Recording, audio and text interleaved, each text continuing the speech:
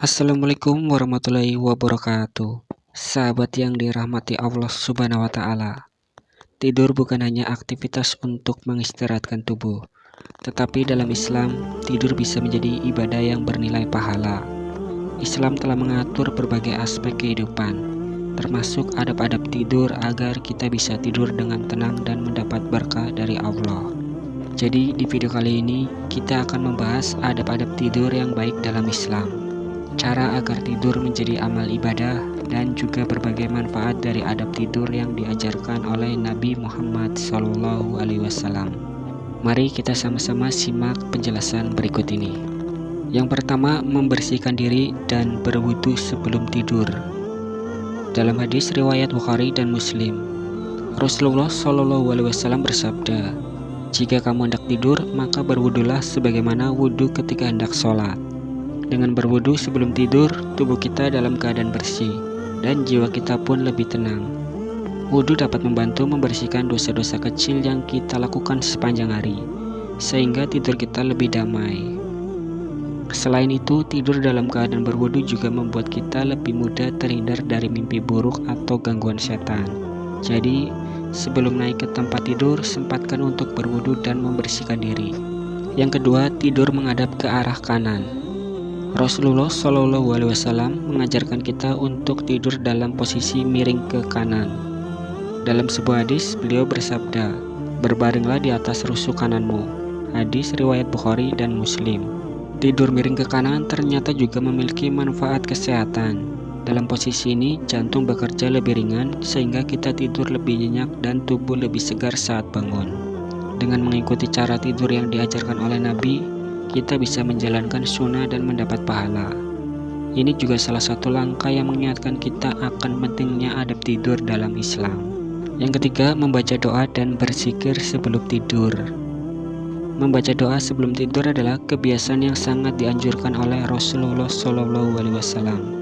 Beliau mengajarkan doa tidur, yaitu Bismika Allahumma amut wa ahya, yang artinya dengan namamu ya Allah aku hidup dan mati.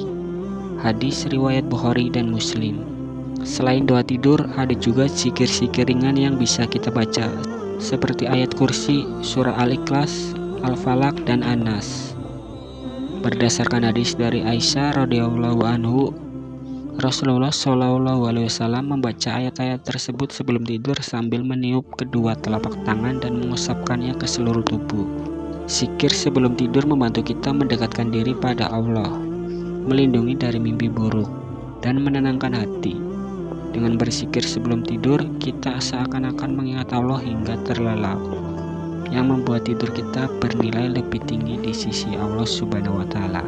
Yang keempat, membaca surah Al-Mulk. Membaca surah Al-Mulk sebelum tidur adalah salah satu kebiasaan Rasulullah SAW. Dalam sebuah hadis disebutkan bahwa beliau tidak tidur hingga membaca surah Al-Mulk. Hadis riwayat At-Tirmidzi.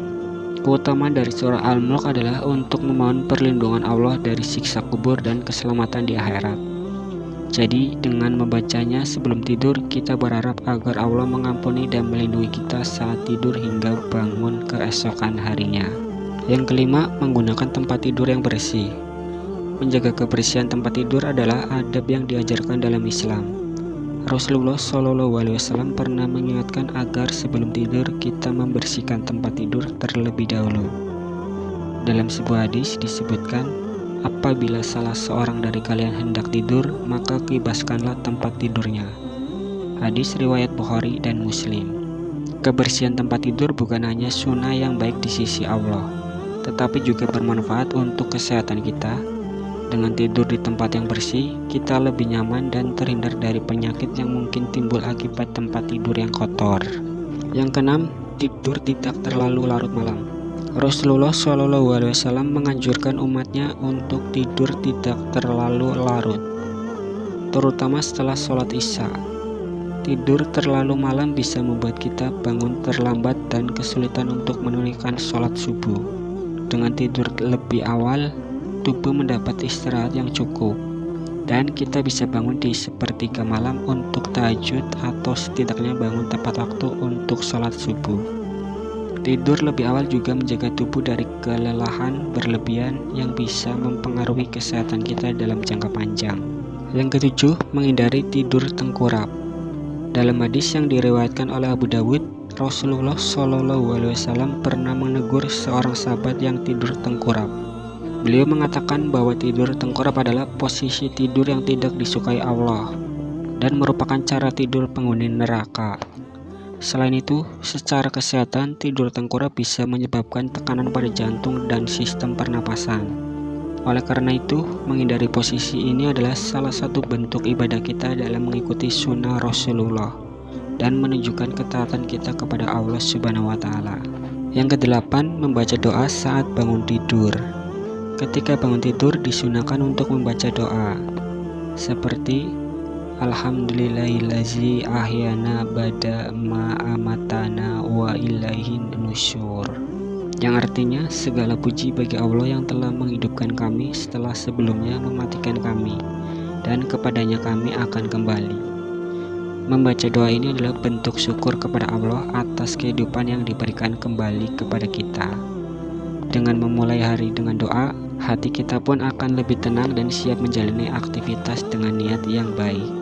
Sahabat yang dirahmati Allah Subhanahu wa Ta'ala, tidur adalah salah satu kebutuhan manusia, tetapi dengan adab yang benar, tidur kita bisa bernilai ibadah. Rasulullah SAW telah mencontohkan berbagai adab tidur yang tidak hanya bermanfaat untuk kesehatan, tetapi juga membawa berkah bagi kita. Mulai sekarang, mari kita niatkan tidur kita sebagai ibadah dan mengikuti sunnah-sunnah Rasulullah agar tidur kita lebih tenang dan penuh berkah. Semoga Allah Subhanahu wa Ta'ala menerima setiap amal kita, termasuk tidur yang kita niatkan sebagai ibadah. Sebelum saya akhiri, ingat yang benar datangnya dari Allah Subhanahu wa Ta'ala, khilaf atau keliru datangnya dari diri saya pribadi sebagai manusia biasa. Saya akhiri, wassalamualaikum warahmatullahi wabarakatuh.